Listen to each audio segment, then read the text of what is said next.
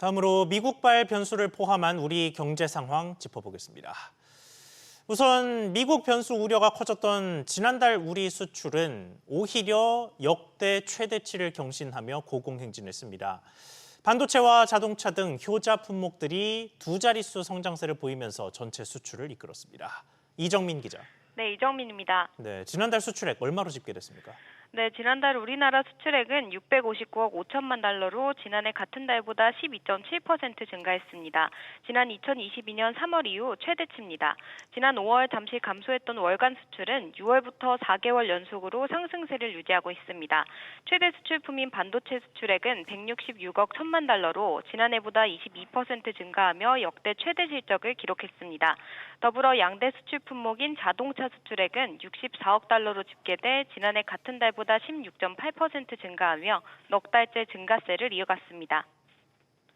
네, 그런데 이런 와중에도 미국 수출은 주춤했다면서요? 그렇습니다. 지난달 대미 수출은 102억 7천만 달러를 기록해 지난해 같은 달보다 1.4% 감소했습니다. 지난 8월에 이어 2개월째 감소세를 이어가고 있는데요. 각각 25%, 50%의 품목 관세가 매겨지는 자동차와 철강이 2%, 15% 줄어 충격이 컸습니다. 반면 대중국 수출은 116억 8천만 달러로 집계되며 지난해보다 0.5% 증가하는 등 9대 주요 지역 중 미국을 제외한 8개 지역에서 수출이 모두 증가했습니다. 한국무역협회는 불확실한 대외 여건에도 올 4분기 반도체, 선박 등 주력 산업을 중심으로 체감 경기가 개선될 거란 전망을 내놨습니다. SBS 비즈 이정민입니다. 좋은 수출 실적에도 불안을 떨칠 수가 없는 건 역시 미국과의 협상이 지지부진하기 때문입니다. 다만 핵심인 관세 협상 대신에 비자나 환율 같은 다른 협상에서는 진전이 나타나고 있는데 하나하나 짚어보겠습니다. 먼저 비자는 당초 우리 측이 요청한 것으로 알려졌던 새로운 전용 비자는 만들어지지 않았지만 미국 측의 전향적인 모습이 나왔습니다. 정보윤 기자. 네, 정보윤입니다. 네, 그러니까 기존에 우리가 받고 출국하던 비자들로도 구금 사태가 벌어지진 않는다고 확인이 된 거죠. 네, 그렇습니다. 단기 상용 비자인 B1 비자로는 우리 기업들의 대미 투자 과정에서 수반되는 해외 구매 장비의 설치, 점검, 보수 활동이 가능합니다. 외교부는 무비자 전자여행 허가인 이스타로도 B1 비자 소지자와 동일한 활동이 가능하다는 것을 미 측이 재확인했다고 덧붙였는데요. 지난달 조지아주 한국인 노동자 집단 구금 사태와 유사한 일이 재발하지 않도록 하겠다는 입장을 확인한 것으로 풀이됩니다.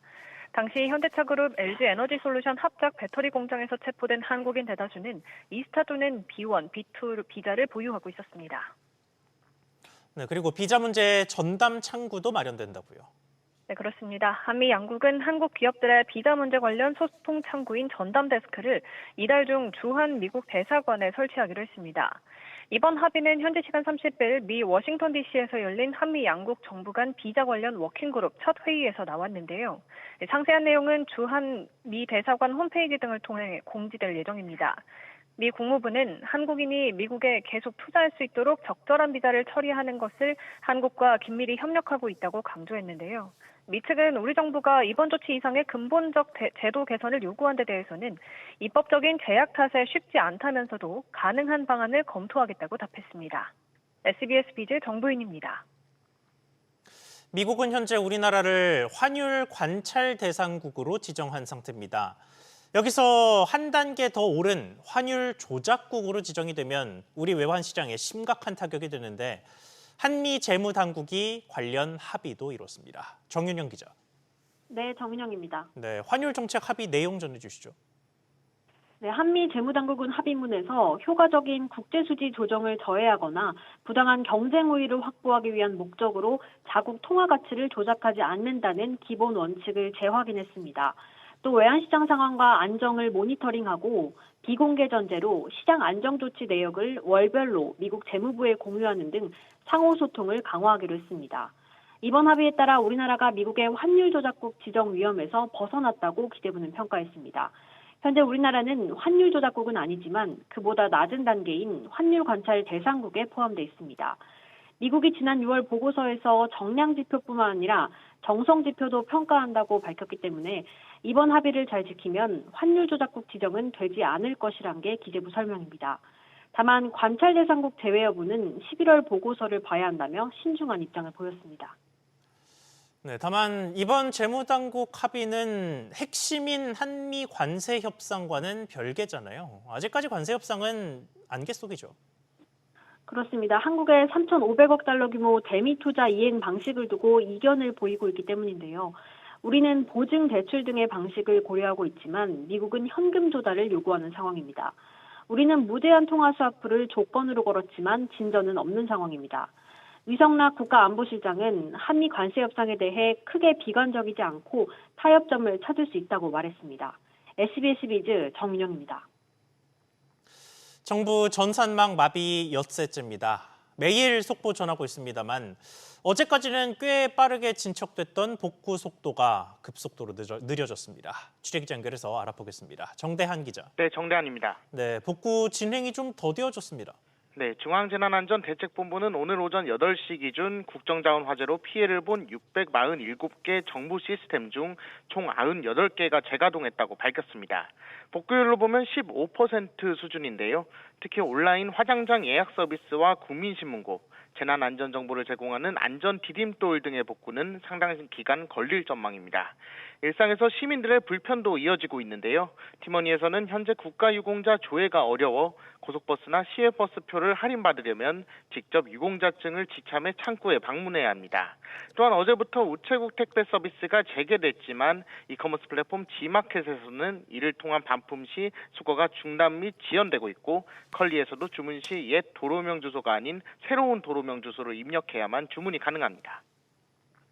네, 그리고 이런 곳곳의 불편 수준이 아니라 실제로 금전적인 피해를 입은 분들도 있다면서요. 이건 어떻게 대응한다고 합니까? 네, 추석 연휴를 앞두고 우체국 쇼핑 서비스가 중단되면서 입점 소상공인 2,400여 곳이 약 126억 원의 매출 피해를 본 것으로 추산됩니다. 우정사업본부는 다음 달까지 입점 업체의 피해 현황을 파악하고 피해 규모가 크거나 신속한 재고 소진이 필요한 업체를 선정해 최대 11억 원 규모로 상품을 직접 구매할 예정입니다. 또한 추석 연휴 이후에는 네이버, 카카오 등과 함께 별도의 기획전을 마련해 판로를 확보한다는 계획입니다. SBS 비즈 정대한입니다. 다음 소식입니다. 금은 전통적으로 안전자산으로 불리죠. 그런데 은행 계좌로 금을 모을 수 있는 금 통장의 위험 등급은 은행마다 제각각인 것으로 나타났습니다. 심지어 저위험이 아니라 고위험 영역에서 오락가락하는 모습인데 왜 이런 일이 발생하는지 알아보겠습니다. 오수영 기자. 네, 오수영입니다. 네, 금이 은행마다 가격이 크게 차이 나는 것도 아니고 같은 상품인데 등급 차이가 크더라고요. 그렇습니다. 5대 은행 중에서 금 적립계좌를 가장 위험하게 본 곳은 우리은행으로 1등급을 매겼습니다. 신한은행은 2등급, 국민은행은 원래 3등급이었다가 어제부터 2등급으로 올렸습니다. 국민은행은 최근 국제 금값과 달러원 환율의 변동성이 높아짐에 따라 자산 가격의 변동폭이 확대될 수 있게 돼서 금 적립계좌의 위험 등급을 상향했다고 설명했습니다. 은행마다 금 상품을 분류하는 기준도 다른데요. 우리은행만 금 적립계좌를 파생결합증권으로 분류했고 나머지 은행은 관련 법령에 규정이 없다는 이유로 따로 상품 분류를 안 했습니다. 실제로 자본시장법 시행령과 금투협 표준투자 준칙에는 금 적립계좌를 파생결합증권의 예외 상품으로 규정해놓고 있습니다. 정의만 보면 파생결합증권에 해당되는데 그렇게 묶어버리면 고난도 상품 규제를 받아야 하기 때문에 예외로 둔 겁니다. 금융위원회 관계자는 2010년대 초에 논란이 컸던 사안이라면서 상품 구조 자체는 단순해서 이해하기 어려운 상품이 아니기 때문이라고 설명했습니다. 네, 지금 금융위원회 관계자 이야기가 잘 납득이 안 되는데 그럼 당국 이야기는 과거부터 2010년대부터 지금까지 상황이 계속 비슷하다는 건데 뭔가 개선을 해야 하는 것 아닙니까? 그렇습니다. 전문가들은 일부 은행이 위험 등급을 자발적으로 높일 정도로 세계 시장의 변동성이 커진 상황에서는 당국과 금융사들이 소비자들의 주의 환기를 반드시 시켜줘야 할 필요성이 있다고 제언했습니다. 소비자 입장에서는 이러한 등급차를 직관적으로 알 수 없기 때문에 판매할 때 변동 가능성에 따라 원금이 100% 손실이 날 수 있다는 위험을 명확하게 알릴 필요가 있을 것으로 보입니다. 금융투자협회는 금적립계좌는 ELS 등 여타 파생상품보다 안전한 상품이라고 설명했습니다. 다만 은행 관계자들은 ELS는 주가가 기준선까지 내려가도 일정 손해율이 정해져 있지만 금은 원금 전액 손실도 이론적으로는 가능하다고 말합니다. SBS 비즈 오수영입니다. 가계대출 규제로 주택담보대출에는 6억 원, 신용대출에는 연소득 이내라는 상한선이 설정되면서 은행의 대출 확대가 쉽지 않아졌습니다. 그러자 대형 은행들이 외국인을 상대로 한 대출을 연이어 출시하고 있습니다. 이한승 기자. 네, 이한승입니다. 네, 국내 은행들이 외국인들을 상대로 대출이 되는군요. 네, 8월 말 하나은행이 외국인 근로자들을 대상으로 한 신용대출 상품을 출시했고요. 최근 신한은행과 농협은행도 외국인 신용대출 출시에 합류했습니다. 우리은행은 출시를 검토 중이고 국민은행은 아직 검토하진 않고 있다는 입장입니다. 대상은 은행마다 조금씩 다르지만 취업 연수비자와 장기 체류비자를 발급받은 외국인 근로자가 대상입니다. 대출받을 수 있는 한도와 기간도 상이한데 농협은행이 최대 3천만 원에 최장 60개월까지 빌려줘 한도도 가장 크고 기간도 길었습니다. 다만 대출을 안 갚고 자국으로 돌아가는 이른바 먹튀에 대해서는 해당 고객을 찾고 처벌하기가 힘든 것이 사실이라는 게 은행권 관계자들의 설명입니다. 네, 그런데 힘들다고 대출을 줘놓고 방치하면 결국은 다른 많은 대출자들이 손해를 보게 되잖아요. 네, 그렇습니다. 은행권도 이 같은 사실을 인지하고 있는 만큼 상환 방식과 대출 기간 등에 제한을 두고 있습니다. 상환 방식은 은행 모두 원리금 균등 분할 방식으로 잔여 원금을 줄여가는 방식을 채택했고요. 대출 기간 역시 은행마다 조금씩 다르지만 기본적으로 여건 등 남은 체류 기간 내에 대출 기금을 상환하는 조건이 걸려 있습니다. 이렇게까지 해서 외국인 대출에 나서는 건 내국인 대출 규제가 강화되는 상황에서 외국인 차주를 확보하면서 대출 확대에 숨통을 트이겠다는 포석으로 보입니다. SBS 비즈 이한승입니다. 서울시가 최근 몇 년간 공급 절벽 상태에 빠진 민간 임대주택 시장을 살리기 위해서 대대적인 규제 완화책을 내놨습니다. 그동안 잦은 제도 변화와 세제 축소 등으로 신규 등록 임대사업자가 크게 줄어들면서 임대주택 공급 공백이 심각했는데요. 대책에 구체적으로 어떤 내용이 담겼는지 취재기자 연결해 보겠습니다. 박연신 기자. 네, 박연신입니다. 네, 일단 오늘 서울시가 제시한 대책의 핵심은 뭡니까? 이번 대책의 핵심은 한마디로 민간이 주도하는 임대주택 공급체계 복원이라고 볼 수 있습니다. 정부가 직접 나서기보다는 규제 완화와 금융 지원을 통해 민간 사업자가 다시 임대시장에 참여할 수 있는 여건을 마련하겠다는 건데요. 서울시는 이를 위해 소규모 오피스텔 건축 시 도로폭 기준을 기존 20m에서 12m로 완화하고 도시형 생활주택의 층수 제한도 완화하기로 했습니다. 또 제2, 3종 주거지역의 용적률을 법적 상한선까지 높여 공급 면적을 늘리고 건축 인허가 절차도 병행 심사를 통해 단축하겠다는 계획입니다. 네, 이게 서울시의 의지만으로 되는 게 아니라 법 개정이 필요해 보이는 사항들도 있는데 결국은 협의가 중요하겠습니다. 네, 세금과 금융 지원, 시행령 개정 등은 정부의 협조가 필요한 상황인데요. 이런 상황에서 오 시장은 임대 사업자에 대한 현 정부의 시각을 비판하기도 했습니다. 임대 사업자를 바라보는 시각이 다르거든요. 저는 근데 서울시의 시각이 바람직하다고 생각합니다. 많이 지어지길 바라면서 공급이 많이 되길 바라면서 그 공급하는 사업자를 죄악시하면 공급이 되겠습니까? 이 민주당 정부는 그걸 죄악시하기 때문에 모순되는 행보를 보일 수밖에 없는 거죠. 이를 위해 서울시는 주택 임대사업자 대출이 최근 LTV 0% 등으로 축소된 정책을 포함해 장기 임대에 따른 종부세와 양도세 등 세제 혜택의 합리적인 조정을 정부에 건의할 예정이라고 밝혔습니다. SBS 비즈 박연신입니다. 지난 7월 압구정 3구역에서 일부 현대건설 땅 지분이 뒤늦게 발견되면서 재건축이 늦어지는 것 아니냐는 예상이 나왔습니다. 이에 3구역 일부 조합원들이 두 차례에 걸쳐 부지 소유권 반환 취지로 현대건설에 소송을 제기했습니다. 여기에 내일은 현대건설 사옥 앞에서 집회도 열립니다. 최지수 기자. 네, 최지수입니다. 네, 우선 2차 소송 제기 상황부터 전해주시죠. 네, 9월 5일 조합원 52명이 현대건설을 상대로 소유권 이전 등기를 청구하는 소송을 제기했습니다. 8월 초에 먼저 제기한 조합원 77명에 이번 2차 소송까지 더해 소를 제기한 조합원이 129명으로 늘었습니다. 조합원들은 현대건설 필지 지분을 찾아오기 위한 취지로 소송을 제기했습니다. 각 조합원들의 대지 지분이 정확하게 반영돼야 관리처분 계획 수립 등 뒤이은 재건축 절차를 제대로 진행할 수 있다는 입장입니다.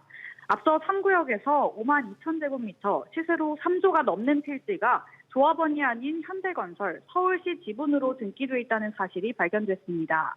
일부 조합원들은 내일 오전 9시부터 안국 현대건설 사옥 앞에서 부지 반환을 요구하는 시위도 진행할 예정입니다. 네, 그리고 인근의 압구정 2구역 역시도 현대건설과 얽혀 있는 곳인데 이곳은 조합 내부의 갈등이 좀 있죠.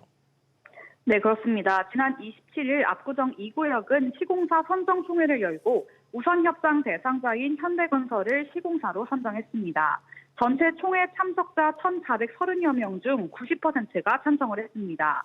다만 일부 조합원들은 해당 총회가 적법한 절차를 거치지 않아 결과가 효력이 없다고 주장하고 있습니다. 도시정비법에 따르면 정기총회 7일 전까지 안건, 장소와 함께 구제로 인해 서면 의결권을 행사할 때 필요한 각종 정보를 조합원들에게 통지해야 하는데요. 조합 집행부가 서면 의결권 관련 정보를 5일 전에 공지했습니다. 이 구역은 삼성물산과 현대건설의 빅매치가 기대됐지만 삼성물산이 조합이 제시한 입찰 지침에 대해 부담을 표현하며 포기한 곳입니다. 이를 두고 일부 조합원들은 집행부가 특정 건설사에 유리하도록 과도한 지침을 설정했다고 반발하고 있습니다. SBS 비즈 최지수입니다. 주 4.5일제 논의가 활발해지면서 노동계 안팎에서는 기대감이 나오고 있습니다. 하지만 노동자들을 고용해야 하면서도 실질적으로 금전적으로는 상황이 별다를 것 없는 소상공인들은 어려움이 가중될 수밖에 없죠. 4.5일제를 둘러싼 각계의 상황 짚어보겠습니다. 오정인 기자. 네, 오정인입니다. 네, 우선 소상공인들의 구체적인 반응이 어떻습니까? 네, 근로시간이 줄어들면 추가 고용이나 수당 지급이 불가피하기 때문에 사업주 입장에선 결과적으로 지금보다 비용이 더 들 수밖에 없는데요. 들어보겠습니다. 일반 기업에서나 지킬 수 있는 고용 형태를 소상공인에게까지 강제해서는 안 된다고 생각합니다. 4.5일제를 도입하겠다고 한다면 반드시 주휴수당을 폐지해야 합니다. 뿐만 아니라 5인 미만 사업장으로까지 근로기준법이 확대 적용되면 금요일 오후부터 연장 수당이 붙게 돼 사업주 부담이 더 늘어날 것이라고 주장하고 있습니다. 네, 조금 다른 영역으로 넘어가서 은행권이 얼마 전에 총파업을 진행했는데 여기서도 4.5일제 이야기가 나왔죠. 다만 이쪽 영역에서는 4.5일제를 그렇게 급하게 생각하는 것 같지는 않더라고요. 그렇습니다. 우선 사측은 당장 주 4.5일제를 도입하긴 쉽지 않다는 입장입니다. 소비자에게 대면 서비스를 제공하는 금융업 특성상 근로시간을 단축할 경우 소비자 불편이 우려되기 때문입니다. 임금 삭감 없이 근로시간만 단축되면 시간의 근로 증가 등으로 인건비가 늘어날 거란 점도 요인 중 하나입니다. 주요 시중은행들로 구성된 금융노조가 주 4.5일제 도입 등을 주장하며 지난달 26일 총파업을 진행했는데요. 노조가 제시한 파업 명분이 은행원들 사이에서도 큰 지지를 받지 못했습니다. 금융노조에선 8만여 명이 참여할 것으로 내다봤지만 본 집회에 모인 인원은 경찰 추산 8,000명에 그쳤습니다. SBS 비즈 오정인입니다. 올 상반기 건강보험 재정에서 환자 진료비로 쓴 돈이 40조 원을 넘겼습니다. 증가 속도도 점점 빨라지는 추세인데 법에 명시돼 있는 정부 차원의 지원은 여전히 제대로 이루어지지 않는 것으로 나타났습니다. 이정민 기자. 네, 이정민입니다. 네, 우선 구체적인 건강보험 지출 상황부터 정리를 해주시죠. 네, 건강보험공단에 따르면 공단 부담금과 본인 부담금을 더한 건강보험 진료비는 올 상반기 60조 8,700억 원을 넘겼습니다. 지난해 같은 기간보다 6.8% 증가한 수치로 지난 한 해의 증가율보다 2배 높습니다. 이 가운데 환자 본인 부담금을 제외하고 공단이 지급한 급여비만 46조 원이 넘는데요. 증가율은 7.4%로 더 가팔랐습니다. 국회 예산정책처는 앞서 보고서를 통해 공단의 급여비는 올 하반기에도 상반기와 같은 증가세가 유지될 것으로 내다봤습니다. 네, 물론 건강보험은 장기 기금화로 운영되는 곳은 아니어서 괜찮긴 하겠습니다만 그래도 재정 우려가 갈수록 커지고 있죠. 맞습니다. 건강보험 재정은 내년에 적자로 전환되고 불과 8년 뒤인 2033년이면 누적준비금이 소진될 전망입니다. 인구 감소로 보험료를 내는 사람은 줄어드는 반면 고령화에 필수의료 강화 등으로 지출은 커지고 있기 때문입니다. 이에 따라 건보료 인상과 함께 정부의 의무 지원이 이행돼야 한다는 지적입니다. 건강보험법 등에 따라 정부는 예상 보험료 수입의 20%에 해당하는 금액을 건보 재정에 국고 지원해야 하지만 단 한 차례도 이를 제대로 이행한 적이 없었습니다. SBS 비즈 이정민입니다. 이재명 대통령이 오후 샘 올트먼 오픈 AI CEO를 만납니다. 이 대통령은 용산 대통령실에서 올트먼 CEO를 만나 우리나라의 AI 전환 전략에 관한 조언을 구하고 국내 기업과의 협력, 투자에 적극적으로 나서달라고 요청할 전망입니다. 오픈 AI는 전략적 제휴 관계인 카카오와 생태계 연동을 준비하고 있으며 삼성전자, SK 등과 반도체, 하드웨어 분야 협력도 검토하는 것으로 알려져 있습니다. 인천과 김포 등 전국 15개 공항 노동자들이 총파업에 들어갔습니다. 전국 공항 노동자 연대는 오늘 오전 6시부터 개천절과 추석 연휴를 포함해 무기한 파업에 돌입한다고 밝혔습니다. 노동자 연대는 전국 공항의 활주로와 청사 유지 보수, 소방 전기 설비 관리, 환경 미화 등을 담당하는 노동자 15,000명으로 구성돼 있습니다. 이들은 3조 2교대 근무 체계를 4조 2교대로 전환하는 등의 내용을 공항공사 측에 요구하고 있는데 요구 사항이 받아들여질 때까지 파업을 이어가겠다는 계획입니다. 국내 LPG 업계가 이달 LPG 공급 가격을 동결했습니다.